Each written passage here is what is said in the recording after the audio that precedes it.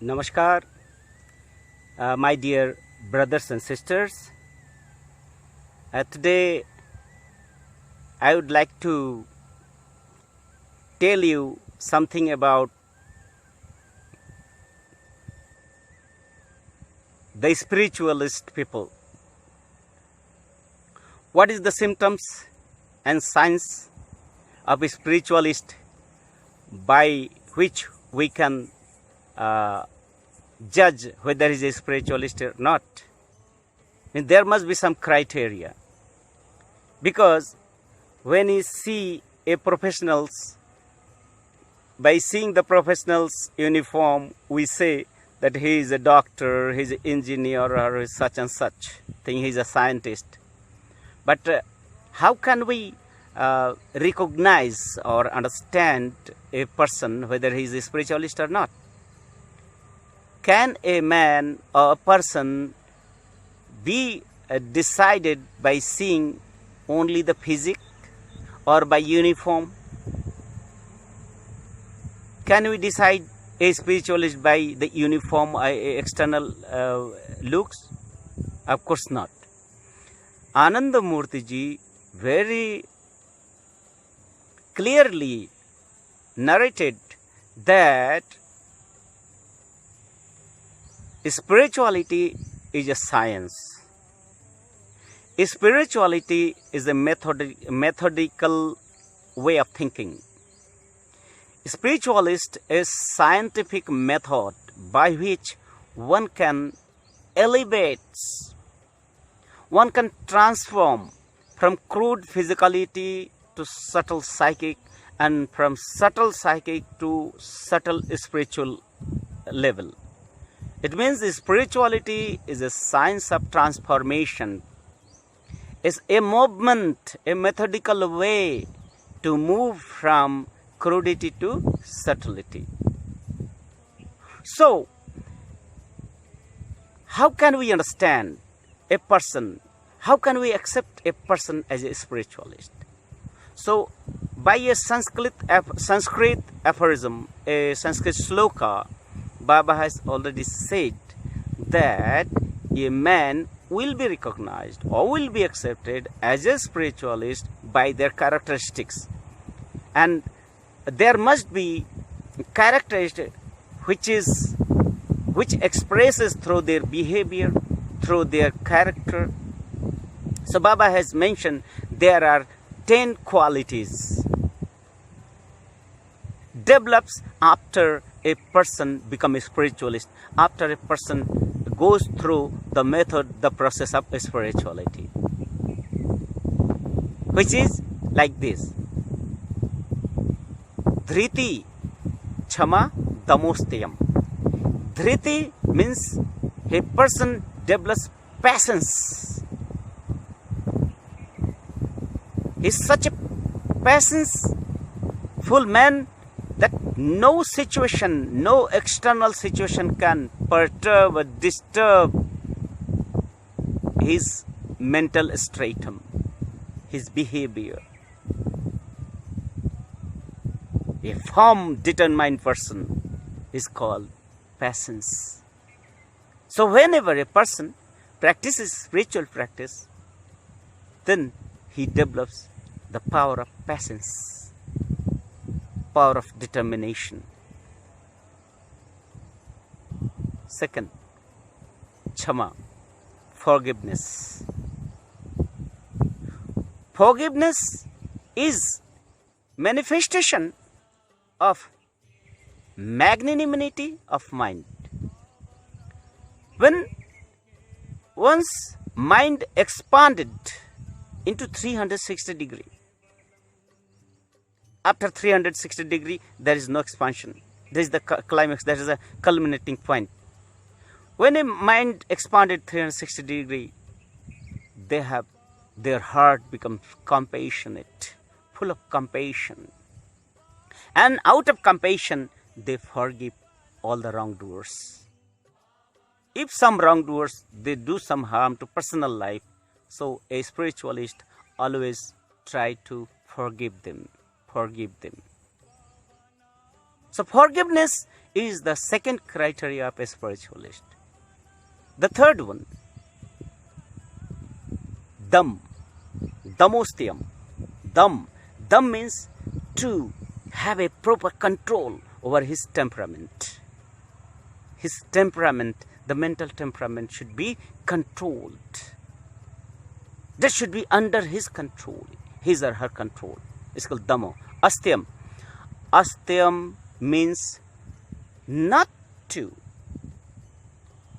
deprive others from their things, or not to steal, snatch the things from others, which is their birthright. We cannot deprive anyone's. So non-stealing, non-snatching, the mentality of non-stealing, that is called astyam.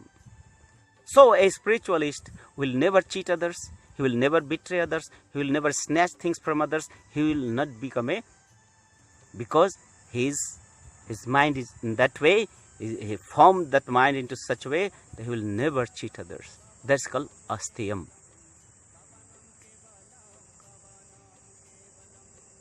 Then, after astam, shaucham indriya nigraha. Shaucham means the cleanliness. Cleanliness of external physicality, cleanliness of internal physicality, cleanliness of external mind, cleanliness of internal mind. Means clean in every aspect, everywhere, inner and outer, both. Cleanliness must be there. Environment must be proper. Environment must be clean. The clothes, the mind, the thoughts should be clean. That is called shaucham indriya nigraha. Indriya means control over his senses. Control over his senses. If I want to get a good fragrance, then mind will get only good fragrance, it will not get the bad fragrance. If say I want to get a good taste, then mind will take the good taste, reject the bad taste. That is called control over the senses. That's called indriya nigraha. Dhi vidya. Dhi means pure knowledge, the spiritual knowledge. Dhi. Vidya. Vidya is that which liberate others from the trifarious bondage of physicality, mentality and spirituality. That is the Vidya which dispels the darkness from the trifarious existence. Or by acquiring Vidya, the knowledge, mind becomes more soft, more humble. Humble, nature of humbleness.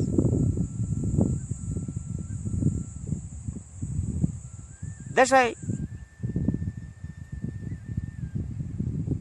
a spiritual man must be humble in nature, by nature. And satyam akrodham. Satya means be firm on truth. Follow the path of truth, absolute truth. Follow the path of dharma. No power can deviate him from the path of dharma. He will be always firm on the path of dharma. Akrodham.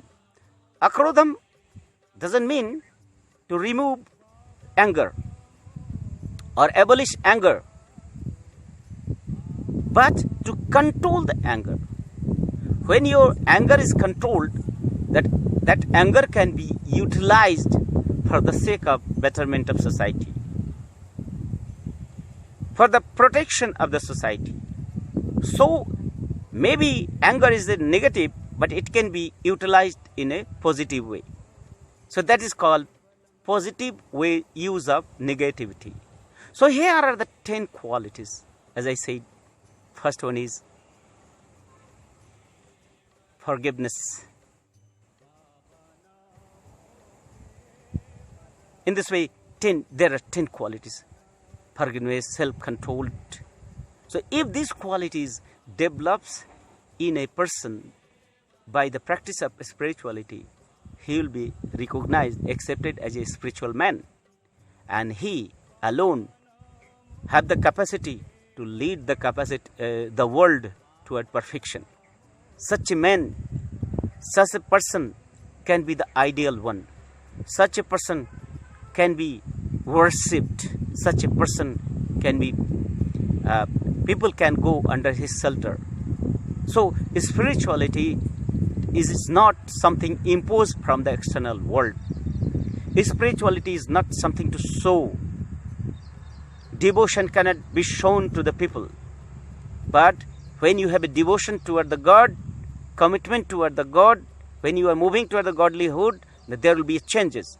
If there is no changes in you, it means you are not following the path of spirituality. You are following the path of rituals. You are following the path of dogmas. You are following the path of superstitious feeling. So, by following superstitious dogmatic rituals, a man cannot be transformed into positivity. Rather, they will degrade from the normal human being. There will be degeneration in human character. So, religious faith will never uplift someone, and it will not lead someone toward the higher goal.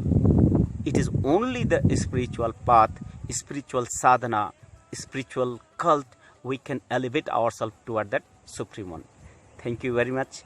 If you like my videos, please subscribe my channel Bhagavad Dharma and Yoga Sadhana and share it as much as you can. Thank you very much. Namaskar.